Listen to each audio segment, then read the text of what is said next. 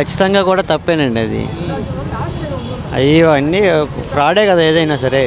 దానికి ఒక వాళ్ళు కొంచెం దాన్ని ఏమంటారు సెలబ్రిటీస్ అయ్యండి, వాళ్ళు కొంతమంది ఫాలో అయ్యే వాళ్ళు ఉంటారు కదా. అంత సెలబ్రిటీస్ ప్రమోట్ చేస్తున్నారంటే అది ఖచ్చితంగా జెన్యూన్ అయ్యి ఉంటుందని చెప్పి నమ్మి మోసపోయే వాళ్ళు ఉంటారు. అసలు అట్లాంటి బెట్టింగ్స్ యాప్ పందాలు వేసుకుంటూ ఆడుకోండి అని చెప్పడం కూడా చాలా తప్పు. దానికి ప్రమోట్ చేయడానికి కరెక్ట్ కాదు అది. దాని మీద కేసు పెట్టడం తప్పేం లేదు. ఇంకా పెద్ద పెద్ద స్టార్స్ కూడా ఉన్నారు, వాళ్ళని కూడా వేయాలి. చిన్న వాళ్ళే కాదు, చిన్న చిన్న యాంకర్లనే కాదు, ఎవరైనా సరే బెట్టింగ్స్ యాప్. ఇప్పుడు ఆంధ్రప్రదేశ్లో బ్యాను, తెలంగాణలో బ్యాను. అలాంటప్పుడు మీరు ఎలా ప్రమోట్ చేస్తారో మనకు అర్థం కాదు. వాళ్ళు బతుకుతుంది ఇక్కడే కదా, ప్రమోట్ చేయకూడదు కదా. యువతకి ఏదైనా మంచి సందేశం ఇవ్వాలి కానీ పేకాట ఆడండి, రమ్మీ ఆడండి, మూడు మొక్కలు ఆట ఆడుకుని మీ జీవితాలు నాశనం చేసుకుని అని చెప్తారా? బుద్ధి జ్ఞానం ఉండాలిగా, కనీసం చదువుకున్నారుగా. వాళ్ళ వరకు దాని వాళ్ళ రెమ్యునరేషన్ వాళ్ళు తీసుకుని ఏ యాడ్ అని చేస్తారా? ఇంకా ఏమంటారు, వ్యభిచార కొంపలు కూడా యాడిస్తారు కొన్ని రోజులు పోతే. ఇలాగే ఉంటాయి. వెళ్ళండి వ్యభిచార కొంపలకి వెళ్ళి సుఖం తెచ్చుకోండి అని చెప్పి అంత దిగజారిపోతున్నారు అన్నమాట ఉండే కొద్దీ. అలాంటి వాళ్ళే యువత కూడా ప్రాణాలు కోల్పోతున్నారు. దీని మీద కూడా అవగాహన అనేది తీసుకురావాలి. ప్రాణాలు కోల్పోవడం అంటే వాళ్ళు ఆ స్థితికి వెళ్ళిపోతారు కదా. ఇప్పుడు 1000 రూపాయలు తీసుకొస్తాడండి, 1000 రూపాయలు ఆడతాడు, అందులో 500 పోతాయి. ఈ 500 పెట్టుకుని ఇంకా 500 సంపాదించుకుని మళ్ళీ ఆ 500తో ఆడతాడు, ఆ 500 పోతాయి. ఆ 1000 సంపాదించాలి, ఇంకో 1000 వేస్తాడు. ఇది పెట్టుకుంటూ వెళ్ళిపోతాడా కానీ ఆ కుర్రోడు ఆ నష్టాన్ని భర్తీ చేసుకొని దాంట్లోనే ఉంటాడు. మనం 1000 రూపాయలు పోయినా ఆగిపోడు అక్కడితో. ఎక్కడ పోగొట్టుకున్నా అక్కడ ఎత్తుకోవాలని చెప్పి మళ్ళీ ఆడతాడు, మళ్ళీ పోగొట్టుకుంటే అప్పులు పాలైపోతాడు, చచ్చిపోతాడు. ఏం చేయలేక. అంతే కదా. దానికన్నా అసలు బ్యాన్ చేసేయాలి టోటల్గా. ఆ యాప్స్ అనేది ప్లే స్టోర్స్లో కానీ ఎక్కడ అన్లింక్డ్ ఏది ఉండకుండా డిలీట్ చేసేయాలి. అది సైబర్ క్రైమ్ దాని గురించి జాగ్రత్తలు తీసుకుంటే మంచిది. దీనికి సంబంధించి కూడా ఆంధ్రప్రదేశ్ ముఖ్యమంత్రి చంద్రబాబు నాయుడు గారు కూడా దీనికి సంబంధించి ప్రత్యేకమైన చట్టం కూడా తీసుకొస్తామని చెప్పారు. మంచిదే కదండి, మంచి పరిణామమే కదా. రాకూడదు అట్లాంటి టైం పాస్గా ఆడేవాళ్ళు కూడా కొంతమంది. అసలు దాన్ని ఉంచకూడదు, చెడు అన్నప్పుడు దాన్ని తీసేయాలి అంతే.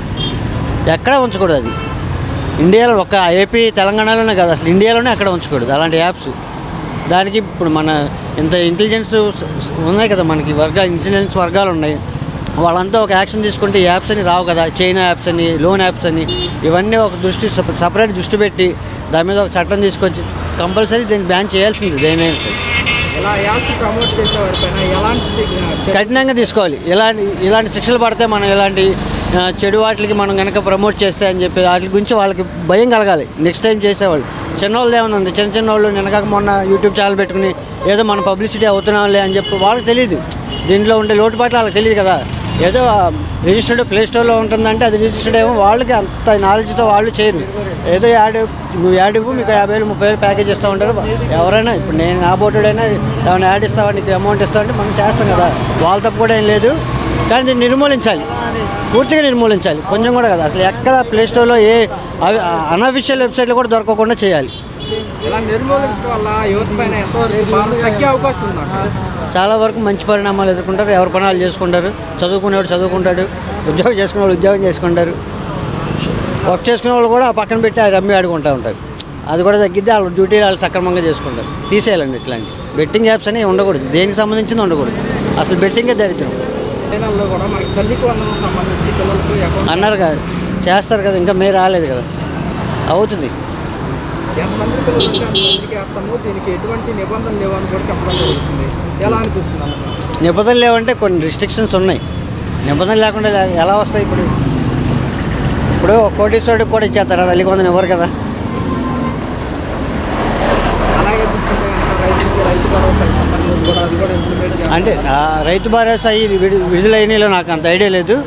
మే నెలలో ప్రకటించారు కాబట్టి ప్రకటించిన తర్వాత ఏ ప్రభుత్వాన్ని చేయాల్సింది. ఒక 2 రోజులు అటు ఇటు అయ్యి తప్ప వెయిట్ చేయాలండి ఏదైనా. అది ఆ మే నెల అంతా చూద్దాం. ఆ మే నెలలో అవ్వకపోతే జూన్లో స్టార్ట్ అవుతాయి స్కూల్స్. తెలుస్తుంది కదా, వేసారో వేయలేదో, మాట తప్పారో తప్పలేదో తెలిసింది కదా.